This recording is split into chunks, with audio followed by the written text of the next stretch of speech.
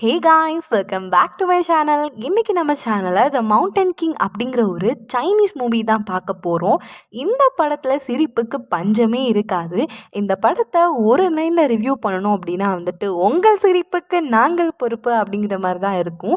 So அதனால் இந்த படத்தை ஸ்கிப் பண்ணாமல் பாருங்கள். உங்களுக்கு இந்த மாதிரி காமெடி மூவிஸ்லாம் பார்க்க பிடிக்கும் அப்படின்னா நம்ம சேனலை சப்ஸ்கிரைப் பண்ணிக்கோங்க. இந்த மூவி உங்களுக்கு பிடிச்சிருந்ததுன்னா லைக் பண்ணுங்கள், ஷேர் பண்ணுங்கள், கமெண்ட் பண்ணுங்கள். அது மட்டும் இல்லாமல் படத்தை ஸ்கிப் பண்ணாமல் பாருங்க. ஃபுல் என்டர்டைன்மெண்ட்டுக்கு நாங்க கேரண்டி. சரி வாங்க டைம் வேஸ்ட் பண்ணாம படத்துக்குள்ள போயிடலாம். ஸ்டார்டிங்லயே ஒரு பெரிய காட்டை காட்டுறாங்க. அதுல வேற ஒருத்தர் பேக்ரவுண்ட் வாய்ஸ் வேற கொடுக்குறாரு. மக்களுக்கு நடுவுல ஒரு வதந்திலாம் பரவிக்கிட்டு இருக்கான். டென்மோ மவுண்டனுக்கு யாரு போனாலும் அங்க இருக்கிறவன் கொன்னு குவிச்சு போட்டுக்கிட்டு இருக்கானா, அதனாலயே அந்த மலைப்பகுதிக்கு போறதுக்கு ஏகப்பட்ட பேர் பயந்து நடுநடுங்கி போறாங்களாம் அப்படின்னு சொல்றாரு.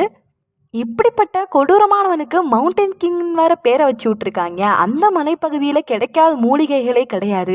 அந்த மூலிகைகளை பறிக்க போனாலுமே மவுண்டன் கிங் அவங்களையும் தீர்த்து கட்டிடுவான். அதனாலேயே அந்த மலைப்பகுதிக்கு பொதுவாக யாருமே போகிறது கிடையாது.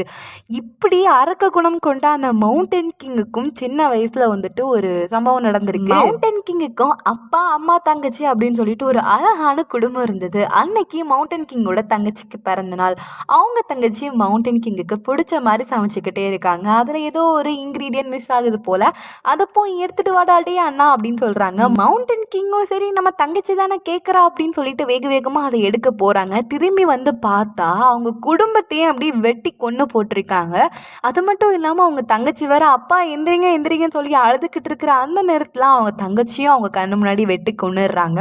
இதெல்லாம் பார்த்தா நம்ம மவுண்டன் கிங்க்கு ரொம்பவே மனசு உடஞ்சி போயிடுது. என்னடா பண்ணுறது அப்படின்னு சொல்லிட்டு யோசிச்சுக்கிட்டே இருக்காங்க. இவங்களையும் வெட்டுறதுக்கு வர சமயம் பார்த்து ஒரு பெரிய கொரிலா நம்ம மவுண்டன் கிங்கை தூக்கிட்டு போயிடுது.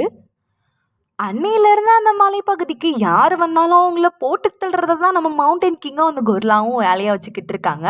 ஒன்று போட்டு தள்ளுவாங்க, இல்லைன்னா நல்லா அடித்து விட்டுட்டு மவனை இந்த பக்கம் வந்தா அவ்வளோதான் சொல்லிட்டு நல்லா இருக்கிற காண்டெல்லாம் அவங்க மேலே இறக்கிட்டு அவங்கள அனுப்பி விட்டுருவாங்க. இதே மாதிரி தான் இப்போவும் மவுண்டன் கிங்கை போட்டு தள்ளுறதுக்காண்டியே ஒரு கேங்கு வந்திருக்கு. அதில் வேற ஒருத்தர், தலைவரே நம்மளால் இந்த மவுண்டன் கிங்கை போட்டு தள்ள முடியுமா அப்படின்ட்டு கேட்குறாங்க. மவனே நீ மட்டும் எஸ்கேப் ஆகலான்னு நினச்ச உன் குடும்பத்தோடு உன்னை குழி தோண்டி புதைச்சிட வேண்டாம், வாயை மூடிட்டு நின்று அப்படின்னு சொல்லிட்டு அவங்க பாஸ் சொல்கிறாங்க. எல்லாரும் எப்பண்டா மவுண்டன் கிங் வருவான் மவுண்டன் கிங் வருவான்னு சொல்லிட்டு காத்திருந்து காத்திருந்து கண் செவந்தது தான் மிச்சம். அப்போ பார்த்து நம்ம தலைவர் கொரிலா என்ட்ரி கொடுக்க, இந்த கொரிலா தான் மவுண்டன் கிங்கா, இதை போட்டு தள்ளுங்கடா டே அப்படின்னு சொல்லி எல்லாருமே போய் அட்டாக் பண்ண நம்ம தலைவர் கொரிலா எல்லாரையும் பஞ்சு மாதிரி பிச்சு தூக்கி வீசிடுறாரு. ஒரு வழியா வலையெல்லாம் போட்டு கொரிலாவை பிடிச்சிடுறாங்க. பாஸ் வேற கேட்குறாரு, டே என்னைய பார்த்தா எப்படா தெரியுது, லூசு பையன் மாதிரி தெரியுதா, இந்த கொரிலாவை காட்டி மவுண்டன் கிங்னு சொல்கிறீங்களே, அப்போ இதான் மவுண்டன் கிங்கா, சரி இதை கதையை முடிச்சுட்டு நம்ம கிளம்புவோம் அப்படின்னு சொல்லிட்டு இதை போட்டு தள்ளுற நேரமாக பார்த்து ஒரு சவுண்டு கேட்க, அப்போ இவன் மவுண்டன் கிங் இல்லையாடா, வேற யாரோ இருக்கானாடா அப்படின்ட்டு யோசிக்கிறாங்க. அப்போ பார்த்து கரெக்டாக நம்ம மவுண்டன் கிங் என்ட்ரி கொடுக்க நம்ம பாஸுக்கு அப்படியே அள்ளு கிளம்பிடுது. என்னடா இது பார்க்கறதுக்கு மனுஷப்பை மாதிரியும் இல்லை, கொரிலா மாதிரியும் இல்லை, வித்தியாசமாக இருக்கானே அப்படின்னு சொல்லிட்டு எப்படியோ கொரிலாவெல்லாம் காப்பாற்றிடுறாங்க. ஒரு பக்கம் கொரிலாவும் இன்னொரு பக்கம் நம்ம மவுண்டன் கிங்கும் நின்று கத்துறாங்க. நடுவில் பாஸ் மாற்றிக்கிட்டு, ஐயோ இன்னைக்கு நம்ம கதை முடிஞ்சுது, ஜோடி முடிஞ்சுதா, அவ்வளோதான்டா அப்படின்னு சொல்லிட்டு மனசுக்குள்ளேயே யோசிக்கிறாங்க. மவுண்டன் கிங் பயங்கரமாக கத்த தி மவுண்டன் கிங் அப்படின்னு சொல்லிட்டு படத்தோட டைட்டில் போட்டு ஆரம்பிக்காங்க. திரும்பவும் ஒரு பேக்ரவுண்ட் வாய்ஸ், சின்ன வயசுல இந்த கொரிலா காப்பாத்தினதுனால நம்ம மவுண்டன் கிங்கும் கொரிலா கூடயே செட்டில் ஆயிட்டாரு. இவங்களுக்கு இந்த காடு தான் வீடு. இந்த காட்டுக்குள்ள யாராவது வந்தாங்கன்னு வைங்க, அவங்கள போட்டு வெளுத்தெடுத்துருவாங்க, இல்லைன்னா ஒரேடியா மறுகையா பண்ணிடுவாங்க அப்படின்னு சொல்றாங்க. இது எல்லாமே ஒரு சின்ன குழந்தை இவரோட வாழ்க்கைக்குள்ள வர வரைக்கும் தான் அப்படின்னு சொல்லிட்டு ஒரு குட்டி பொண்ணை காட்டுறாங்க. அந்த பொண்ணு ஒரு மீன் கடைக்காரங்கிட்ட போயிட்டு அந்த கடைக்காரன் மூஞ்சியை ஊத்து பார்த்துக்கிட்டு இருக்கு. கடைக்காரன் வேற நிறைய காசை கையில எண்ணிக்கிட்டு இருக்கான். இந்த பொண்ணை பார்த்த உடனே பாக்கெட்டுக்குள்ள ஒளிச்சு வச்சிடுறான்.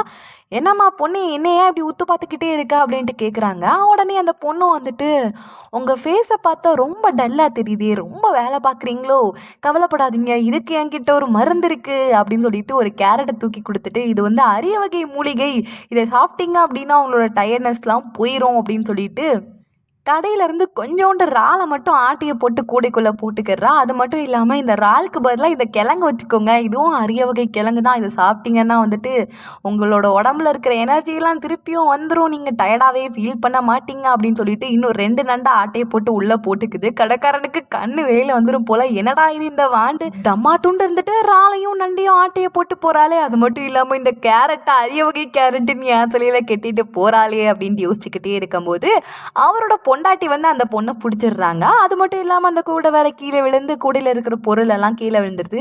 இப்படி தான் ஒரு தடவையும் வந்து என் புருஷன்காரனை ஏமாத்திட்டு கடையில் இருக்கிற பொருளெல்லாம் ஆட்டையை போட்டு போற, இன்னைக்கு ஒன்றை விட மாட்டேன்டி அப்படின்னு சொல்லிட்டு கத்தி எடுத்துட்டு வெட்ட போறாங்க. அப்போ அவங்க ஹஸ்பண்ட் வேற, உனக்கே தெரியும் அவளுக்கு அம்மா இல்லை, விட்ரி சும்மா விட்ரி அப்படிங்கிறாங்க, இன்னைக்கு நான் அவளை ஒரு வழி பண்ணாம விட மாட்டேன் அப்படின்ட்டு அவங்க பொண்டாட்டி வேற அடிக்கிறதுக்காண்டி நின்றுட்டு இருக்கேன். அப்போ பார்த்து அந்த குட்டி குழந்தை வந்துட்டு 2 நண்டை மட்டும் தூக்கிட்டு அங்கேருந்து வேகமாக ஓடி தப்பிச்சா பொழைச்சா போதும்டா அப்படின்னு சொல்லிட்டு ஓடி போயிருது. வீட்டுக்கு போயிட்டு அந்த குழந்தைக்கு